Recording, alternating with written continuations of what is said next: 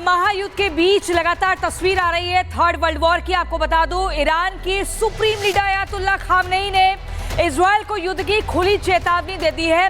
Khamenei ने कहा है कि अब इजराइल पर रहम नहीं होगा, सिर्फ कहर बरसेगा। आखिर ऐसा क्यों कहा जा रहा है, एक रिपोर्ट के जरिए देखिए।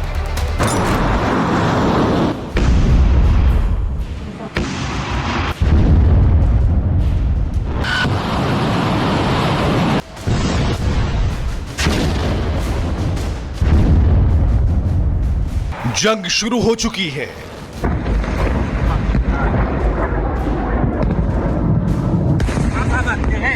ये शब्द किसी मामूली व्यक्ति के नहीं, बल्कि उस देश के सुप्रीम लीडर के हैं जो खुद को मुस्लिमों का प्रतिनिधि मानते हैं।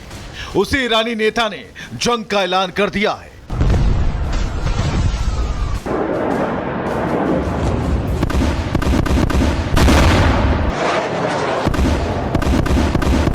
पिछले 6 दिन से इजराइल ईरान पर बम बरसा रहा है, तो ईरान भी उसे जवाब दे रहा है। इजरायली पीएम ने ईरान को खत्म करने की कसम खाई है, तो ईरानी नेता भी जंग को आर पार के मूड में ले जाने पर उतर आए हैं। ईरान के सर्वोच्च नेता अयातुल्लाह अली खामनेई ने अब कर दिया है जंग का ऐलान।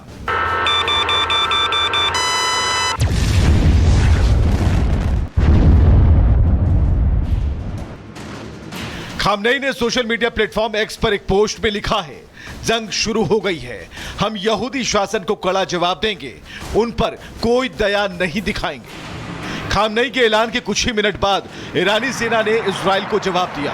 45 मिनट के भीतर ईरान की जमीन से इजराइल पर 25 मिसाइलें दागी गईं। ये सिर्फ मिसाइलें नहीं थीं, ये खामोश धमाके थे, एक बड़े युद्ध का संकेत था।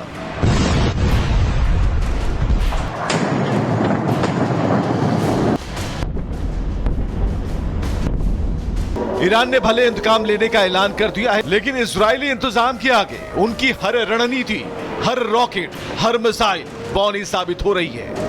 एक्टिवेट हो चुके इजरायली एयर डिफेंस सिस्टम ईरानी मिसाइलों को हवा में ही नष्ट कर दे रहे हैं। शहरों में सायरन बज रहे हैं। तेल अवीव, हाइफा, अशदोद समेत हर बॉर्डर से सटे हर शहर में खतरे का साया है।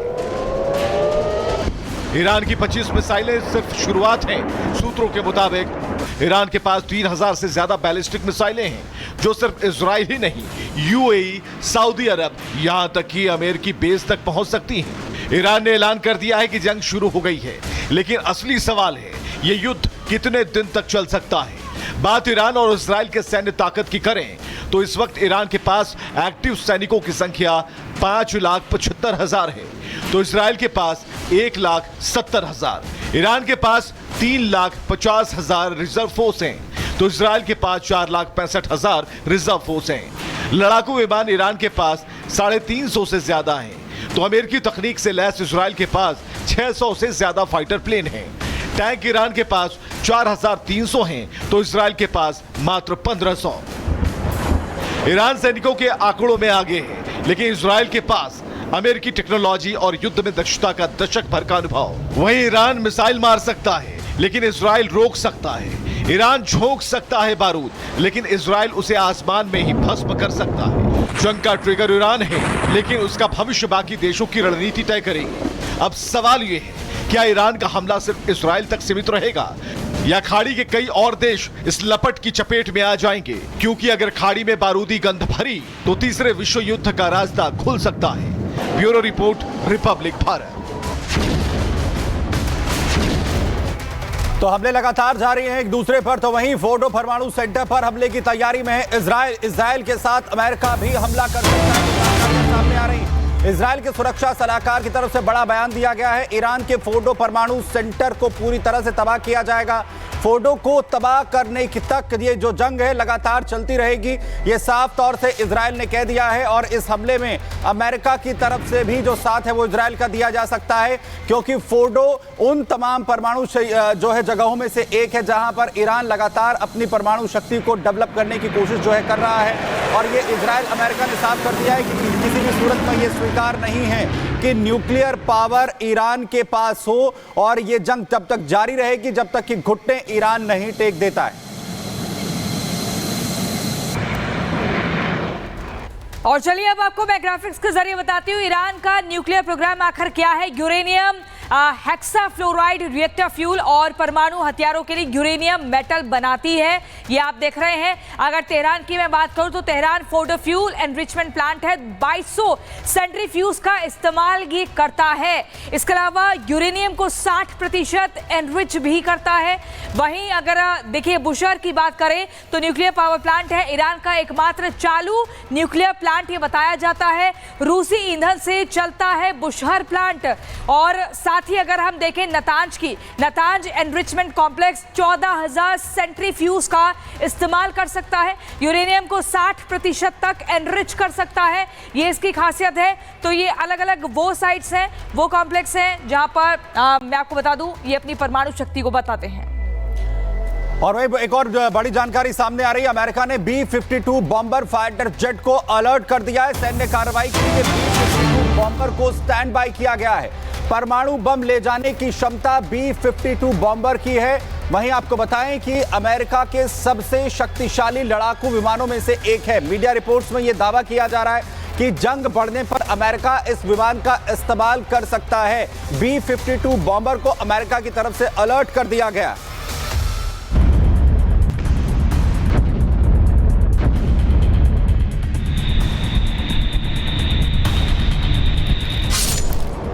महातबाही का बवंडर अमेरिका ने दिखा दिया ट्रेलर। ट्रंप का ऑर्डर, मैदान में उतरने वाला है B-52 बॉम्बर। अमेरिका का ऐलान, धूल में मिला दो तेहरान। ईरान इस्राइल के बीच छिड़ा जंग छठे दिन में प्रवेश कर चुका है। दोनों ही देश एक दूसरे पर भयानक बमबारी कर रहे हैं। इस्राइल आत्मरक्षा में ईरान के शहरों पर बमों की बरसात कर रहा है। वहीं ईरान के supreme leader Ayatollah Ali Khamenei ने इस्राइल के साथ जारी जंग पर बड़ा बयान देते हुए कहा कि युद्ध अभी शुरू हुआ है। लेकिन ईरान इस्राइल के बीच छिड़े जंग में अमेरिका के एक फैसले ने जारी युद्ध में नया ट्विस्ट ला दिया है। यूएस में अलर्ट पर B-52 bomber fighter jet, America में स्टैंड बाय पर B-52 बॉम्बर जेट। खामनेई के खात्मे के लिए आएगा B-52 बॉम्बर। रिपोर्ट्स के मुताबिक अमेरिका ईरान के खिलाफ B-52 बॉम्बर को इस्तेमाल करने का फैसला खामनेई के अड़ियल रुख को देखते हुए ले सकता है, क्योंकि अमेरिकी एयरफोर्स का यह सबसे घातक कहे जाने वाला बॉम्बर का तो दुनिया के किसी ताकत के पास नहीं है। B-52 बॉम्बर को लेकर दुनिया में इतना डर क्यों है, इसका अंदाजा इसकी खूबियों से लगाया जा सकता है। सबसोनिक और जेट संचालित रणनीतिक बॉम्बर है। पेट्रोलिंग और परमाणु बम से हमला करने में सक्षम है। एक बार ईंधन भरने पर 14,000 किलोमीटर तक जाया जा सकता है। 32,000 किलो तक के हथियार ले जाने की क्षमता है। 1050 किलोमीटर प्रति घंटा की रफ्तार और 16,000 किलोमीटर की रेंज है।